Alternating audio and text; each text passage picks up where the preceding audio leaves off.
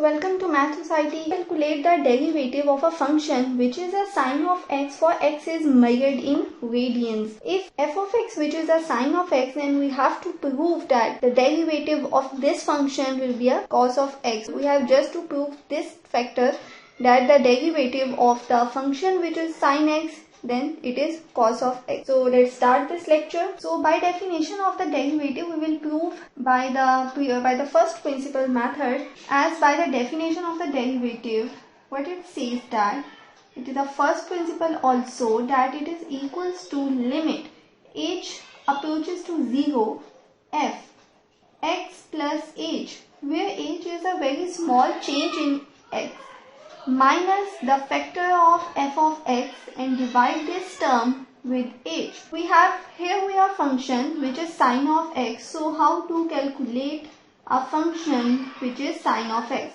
Firstly, write it simply that h approaches to 0. Now here the function f which is sine x, so we just plug the factor x plus h instead of x. We write this factor as simply x. So we can write x plus h minus f of x which is the sine of x. So we can write as and divide the factor with the term h, as what we do in the next step. So here are two angles which are in addition form and apply the sine. So in this step we use the sine angle sum identity, which says that sine of first factor multiply cos of the second factor plus cos of the first factor and sine of the second factor. So we can apply this identity as, so we can write limit and we apply this formula. We can write as sine of x and cos of h plus sine of h and cos of x minus sine of x. We just simply write this factor again and divide the whole factor with h. I just look at that factor, that as this factor and this factor have a common sine of x. So we combine these two factors and separately write this as. So we just write it as limit h approaches to 0. We can write it as sine x cos of h and combine this factor minus sine x and divide it by h separately.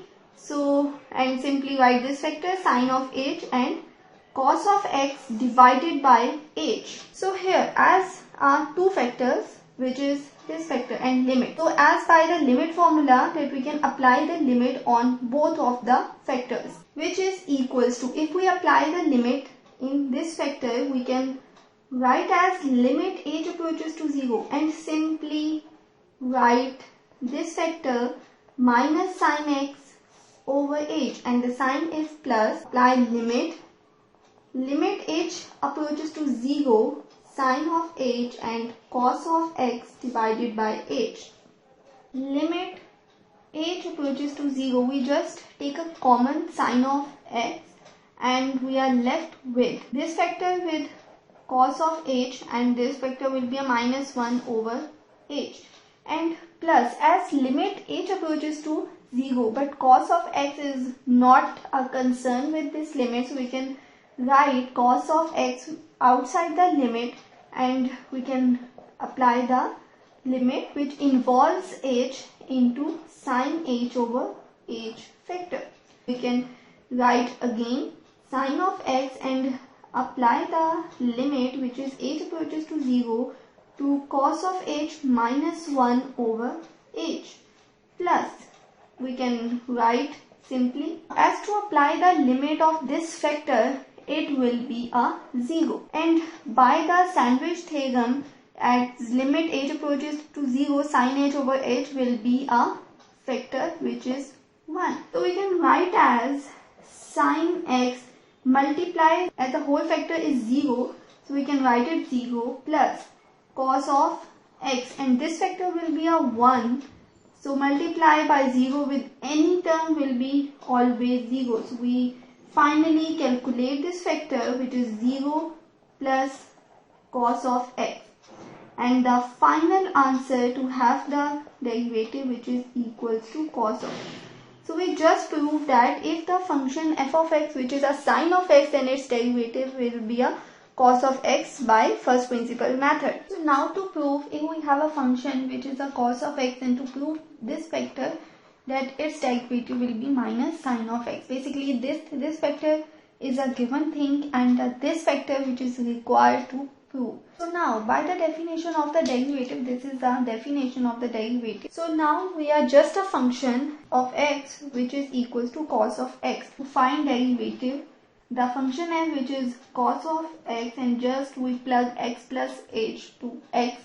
So we can write as minus f of x which is a cos x, and divide the whole factor with h. Here we also open this identity which is a cos angle sum identity, the two angles which is in sum, and apply the cos. And it says that cos of first multiply cos of second minus sine of first sine of second, as this formula is stated in the starting of the video. Limit h approaches to 0. We open this as cos x cos of h minus sine of x sine of h, and minus with this factor which is this factor, and divide this with h. Limit h approaches to 0. We can write cos of h minus cos x, divide this factor with h, and minus this factor with h, minus sine of x sine of h over h. So as we apply the limit on both of these factors, now the next step is the common factor which is cos of x, and taking common cos of x, and we are left with cos h minus 1 over h, and the sign is minus, as this sign factor not a concern with the limit which is only depend on the h. So sin h over h. We can write as this cos of x, write the outside of the limit. So we are left with cos h minus 1 over h, and minus sine of x, and apply the sandwich theorem which says that this factor, when the limit h approaches to 0 of this factor which is sin h over h, it will be a 1. It will be a 1. And to apply the limit on this factor, it will be a 0. So just we discussed in the previous case when the function which is sine of x. So we are left with this factor is 0 minus sine of x, and the final answer is minus sine x. So we prove, as we know that if a function which is tan of x, then its derivative it will be a secant square of x. But now we will prove this. So for sake of prove this result, so as we know that the tan of x which is equals to sine of x divided by cos of x. So basically y is equals to tan of x is a given thing that we use, and this will be a proved result. So we use this fact as well. So if y which is equals to tan of x, and tan of x which is equals to sine over cos of x, so we can apply the derivative with respect x on both sides. So we can apply the derivative on this factor as sine of x divided by cos of x. So here we just apply the quotient rule, as there is a very detailed video of apply the quotient rule in the channel of Math Society, and the link also dropped in the description section. So what the quotient rule says, it says that simply write the term which is in the denominator, multiply the derivative with which is in the numerator or in the top term, and now minus, write the term which is in the numerator or in the upper term, multiply derivative of the term which is in the denominator which is cos of x, and divide the whole factor with the square of the term which is in the denominator which is cos of x. So we just simplify this factor as, and we will find dy over dx. So simply write cos of x multiply derivative of sine x, it will be a cos of x. As we prove the derivative of sine of x and cos of x in the previous video. So we just simply use the fact. So it will be a sine of x. Multiply derivative of cos x, which is minus sine of x, and divide the factor with cos square of x. Now we multiply. So cos square multiply cos square, it will be cos square of x. When two minus signs are multiplied, it will be a positive. And two signs are multiplied, so we can write sine square of x divided by cos square of x. As cos square of x plus sine of x is equals to 1. It is the trigonometric, very important trigonometric identity, and it will be a cos square of x. So what's the next step? How to prove this fact as? So as we know that another fact that secant of x, which is a reciprocal of cos of x.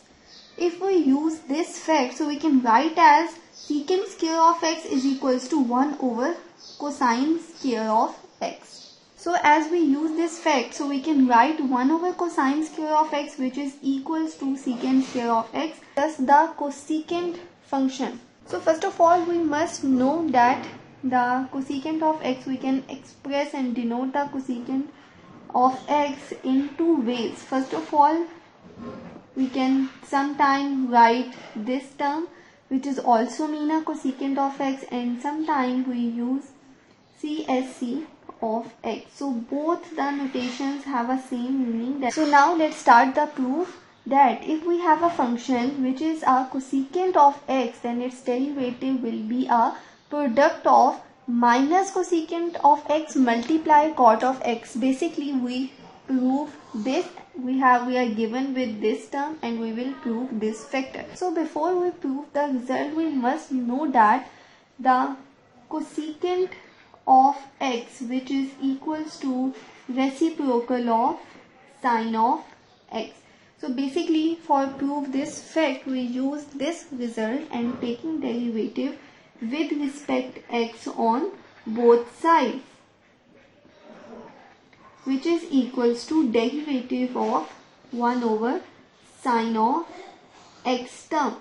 Here we can write this term as a y, which is equals to, here we apply the quotient rule, and we already discussed the quotient rule in very detailed way with taking lot of examples. So I dropped this link in the description box. The quotient rule says simply write the term which is in the denominator, which is sine of x, multiply the derivative of the term which is in the numerator, which is 1, and the sign is minus. Simply write the term which is in the numerator, multiply the derivative of the term which is in the denominator, which is sine of x, and divide the factor with the square of the term which is in the denominator, which is sine of x. Now we just simplify this. It will be a sine of x. Derivative of any constant term will be a 0. Minus 1. Derivative of a sine x, which is cos of x. As we already proved the derivative of a sine, cosine and all other trigonometric functions in the previous videos. So it will be a sine square of x, which is equals to, multiply 0 with any factor, it will be a 0, minus cos of x divided by sine square of x, and we are left with minus cos of x divided by sine square of x. Here is a very big question that these two terms are very different. So how we can say that this is equal? So we just simplify. So for reaching our final answer, we will write as dy over dx. We can write as minus, and we can split this term as 1 divided by sine of x multiply cos of x divided by sine of x, and the next step is minus 1 over sine x, which is equal to, we already discussed in the starting of the lecture, it will be a cosecant of x, multiply, this will be a cot of x, it will be a minus cosecant of x multiply cot of x. So here is a final answer that if we have a trigonometric function which is a cosecant of x, then its derivative will be a minus cosecant of x multiply cot of x, the cotangent of x. So if we have a function which is the cotangent of x, then how to prove that its derivative will be a cosecant square of x? First thing to be just for a simple information that we can write cosecant of x as this notation, and also we use CSE of x. So both of these factors have a same meaning of a cosecant of x. So let's start the proof. Before starting the proof, we know that the cotangent of x, which is equals to cos x divided by sine of x. So basically we prove this result, so we use this fact. So for proof this, just to take a derivative on both sides with respect x, which is cot of x, and if we apply a derivative with respect x on this side, we have this factor. So here cot of x, it is a given thing, and this factor which we will to be proved. So we can write dy over dx, because y which is equal to cot of x. Here we simply apply the quotient rule, and it will say that the term which is in the denominator, write it simply, multiply derivative with the term which is in the numerator, which is cosine of x, and the sign between them is minus. The term which is in the numerator, write it simply, multiply the derivative with the term which is in the denominator.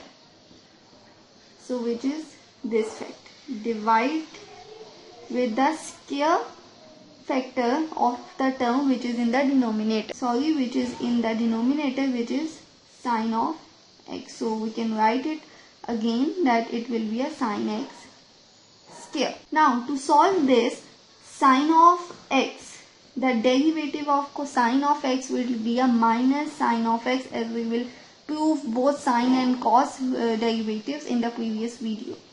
Now minus cos of x, and derivative of sine x will be a cos of x, and divide the whole factor with sine square of x. Now we multiply this, so it will be a minus sine square of x minus it will be a cos square of x divided by sine square of x.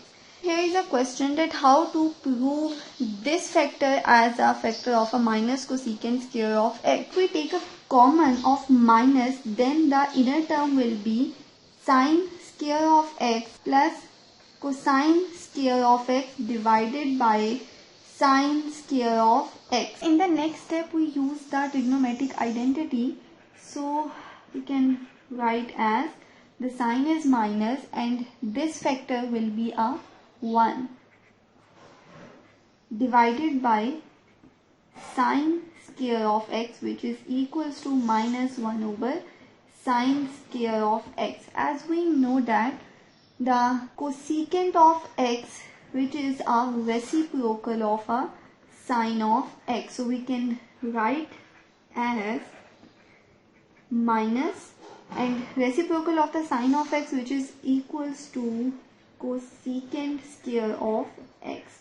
So here we will prove that, and today our trigonometric function is secant of x. So if a function which is equals to secant of x, if we have any trigonometric function which is a secant of x, then its derivative will be a secant of x multiply tan of x. So now we have to prove this fact that a function which is secant of x and its derivative will be a product of secant of x multiply tan of x. So let's start the proof. As we know that the secant of x, which is a reciprocal of cosine of x, so we can take derivative on both sides with respect x.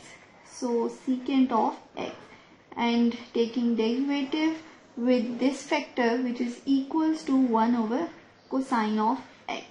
Now the next step is secant of x, which is y, so we can write dy over dx, which is equals to, here we apply our quotient rule, which we discussed already in the previous video, at the link I dropped in the description box. So what the quotient rule says, that simply write the term which is in the denominator, multiply derivative with the term of the numerator or the top term.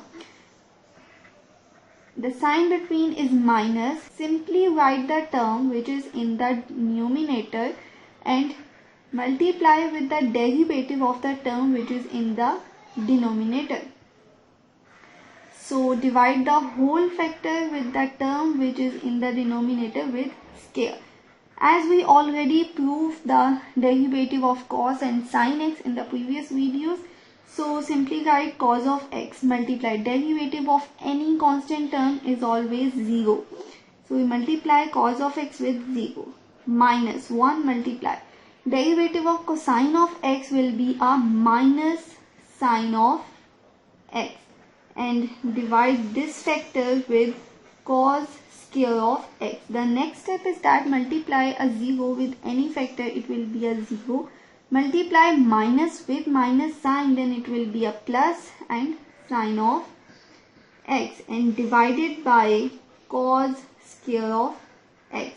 So we are left with sine of x divided by cos square of x. So here is a question, that how to prove that this factor is similar to this term. Because we proved this, so we must reach this step. So we can write as sine of x divided by, we can write cos square of x as 2 times of cos of x, means this term. Then if we write as 1 over cos of x multiply sine of x divided by cos of x, we write this factor as this factor. And we know that, use this fact, that 1 over cos of x which is equals to secant of x. So we can write this factor as secant of x multiply this factor will be a tan of x. So here we prove this, and it is a final answer that if we have a secant of x, then its derivative will be a secant of x multiply tan of x. So here is a complete proof of derivative of a secant of x. So if you like this, then don't forget to subscribe, like and share.